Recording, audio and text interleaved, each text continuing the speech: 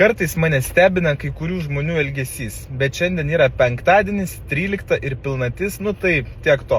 Šiandien tai normalu. Įsivaizduokit, derinam pirkimą automobilio, Passato B8 nusiderėjom 1500 eurų.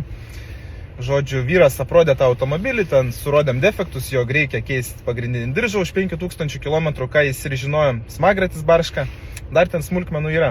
Žodžiu, 1500 eurų nuderinom. Perkam, jau rašom pirkimo pardavimo sutartį, tuoj darysim pavedimą, viskas gerai. Žmona skaito pirkimo pardavimo sutartį, sako, už kiek tu čia parduodi tą mašiną? Sako, už 15 000. Sako, nuleidau, nes yra defektų.